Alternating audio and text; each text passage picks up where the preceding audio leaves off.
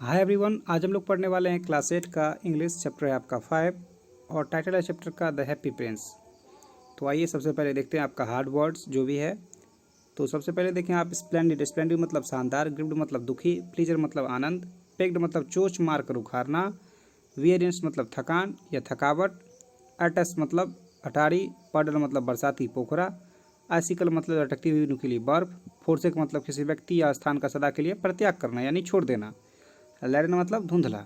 तो अब मैं बता दूं कि इस चैप्टर में ये जो आपका चैप्टर है वो काफ़ी बड़ा है, जिसको कि वीडियो में करना थोड़ा मुश्किल हो जाता है, या फिर कहें तो थोड़ा मुश्किल क्या बहुत बहुत बड़ा वीडियो बन जाता, जिसके लिए मैंने यहाँ पे आपको समरी दे दिया। खैर समरी भी थोड़ा बड़ा हो गया है, लेकिन फिर भी आपके चैप्टर से छोटा ही है और आपको इससे समझने में थोड़ी सी आसानी ज़रूर होगी।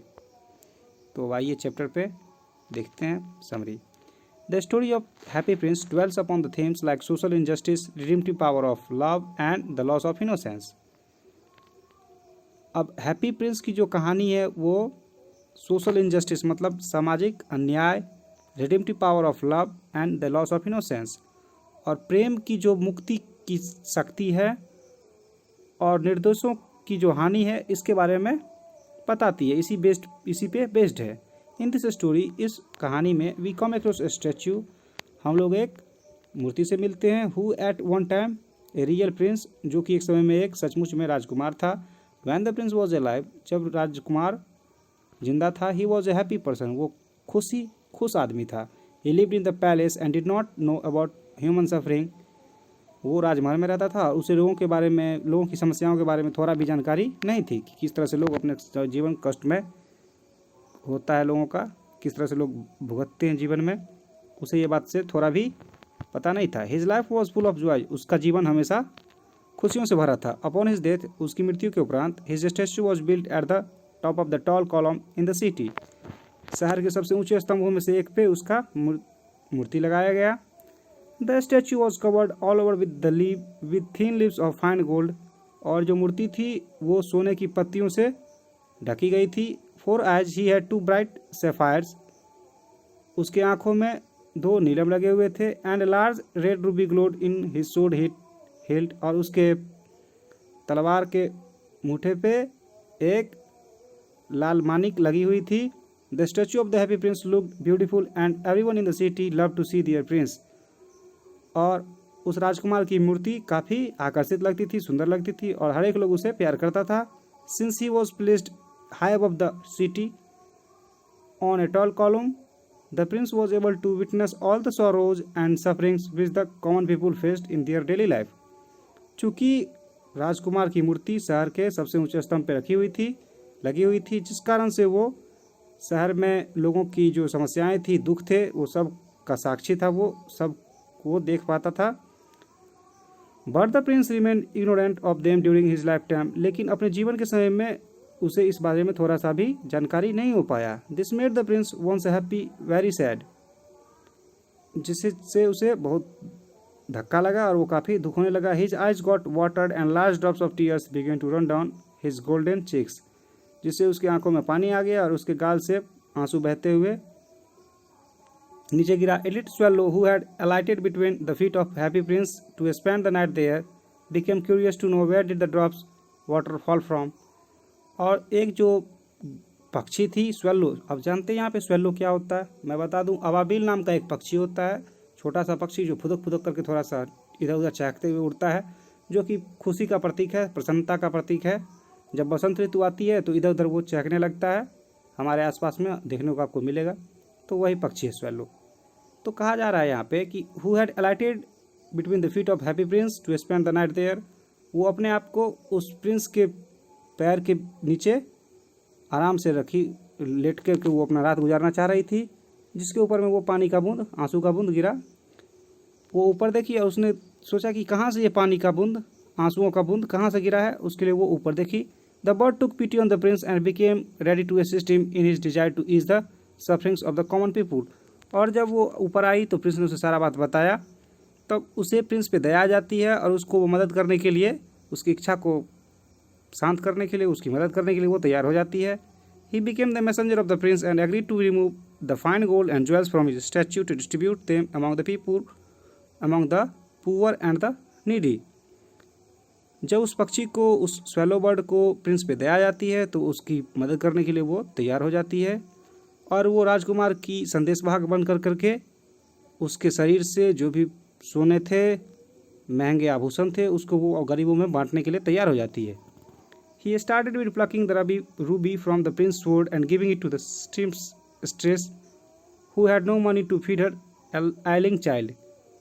और वो एक विधवा महिला को देती है उसके प्रिंस के तलवार में से जो रूबी रहता है उसको निकाल करके उस विधवा महिला के पास अपने बच्चे के खिलाने के लिए उसके पास पैसे नहीं रहते हैं. Then he plucked the sapphire from one of the eyes of the statue and gave it to playwright who was too poor to make fire in the winter to continue his writing.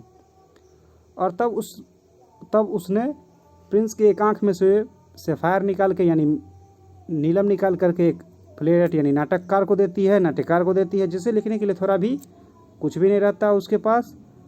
और वो इस सर्द ऋतु में काफ़ी भूखा और कमज़ोर रहता है. One day the prince saw a match girl who was being beaten by her father for letting her matches fall in the gutter. The prince, hearted, filled with pity for the girl, he immediately commanded the swallow to pluck out his other eye and help the girl. एक दिन राजकुमार देखता है कि एक छोटी सी बच्ची को उसके पिताजी बहुत पीट रहे हैं क्योंकि वो मैच बॉक्स यानी माचिस गटर में गिरा देती है, जिससे कि प्रिंस दुख से भर जाता है, उसे दया आ जाती है. वह तुरंत स्वेलो को आदेश देता है, स्वेलो बर्ड को, कि उसके दूसरे आँख का भी जो नीलम है उसको उखाड़ करके उस लड़की को दे. But the swallow was not ready to do so. लेकिन स्वेलो को इसे ऐसा सुन करके थोड़ा सा अच्छा नहीं लगता है क्योंकि इससे प्रिंस अंधा हो जाता. Because this would make the Prince completely blind, जिससे कि प्रिंस पूरी तरह से अंधा हो जाता. ऑन बीइंग इंसिस्टेड, जब उसे जोर दिया गया, he plucked out the prince other eye, swooped past the match girl and slipped the jewel into the palm of her hand. तब उसने प्रिंस के दूसरे आँख से भी उस नीलम को निकाल करके उस लड़की के मैच गर्ल के लड़की के हाथ में जाके रख दिया. The little bird decided not to leave the company of the happy prince who had gone blind now. तब जो छोटी चिड़िया रहती है उसे लगता है कि अब तो प्रिंस पूरा अंधा हो गया, उसे छोड़ना नहीं चाहिए क्योंकि वो अकेला है. Although the prince was not able to see the sorrows of suffering any more, यद्यपि प्रिंस ना ही तो किसी को अब देख सकता था दुखी और ना ही किसी चीज़ से पीड़ित, क्योंकि अब वो अंधा हो चुका था. ही न्यू इट वॉज देयर, लेकिन वो जानता था कि यहाँ अभी भी लोग भूखे हैं और ग्रसित हैं. So he instructed the bird to take off the fine gold he was covered with and give it to the poor. इसलिए उसने अपने सोने की जो पत्तियाँ थी जिससे वो पूरी तरह से उसके बदन पे लगी थी कपड़े की तरह, उसको वो बोलता है निकाल के 2 दिन के लिए गरीब लोगों में. The bird followed his words and pecked off leaf after leaf of the gold till the happy prince looked quite dull and grey. और पक्षी इस बात को स्वीकार करती है और एक एक करके वो सोने की पत्तियों को गरीबों में बांट देती है, जिससे कि प्रिंस पूरी तरीके से अब बेकार और धूसर लगने लगता है. Then the snow came and the poor little swallow grew older and colder. और तब फिर शीत ऋतु आ जाती है और जो हमारा स्वेलो बर्ड रहता है वो बूढ़ा हो जाता है और ठंडा भी काफ़ी हो जाता है. But he did not leave the prince, लेकिन वो राजकुमार को नहीं छोड़ता है. Eventually he grew weak and died from exposure and exhaustion. और समय बीतते बीतते वो काफ़ी ठंड से और थकान से मर जाता है. जस्ट एट दैट मोमेंट, और उसी समय a curious crack sounded inside the statue. और एक अचानक से आवाज़ होती है स्टैचू के अंदर, मूर्ति के अंदर, as if something had broken, जैसे कि कुछ टूट गया हो. इट वॉज इन फैक्ट, जो कि वास्तव में the laden heart that had snapped right into two at the loss of the sweet and kind swallow. उसका दिल रहता है प्रिंस का जो कि टूट चुका होता है 2 भागों में. जो क्यों टूटता है? क्योंकि उसका जो साथी रहता है स्वीट एंड काइंड स्वेलो, उसी के मृत्यु के कारण उसका दिल टूट जाता है. तो इस तरह से ये आपका चैप्टर का समरी का द एंड हो गया.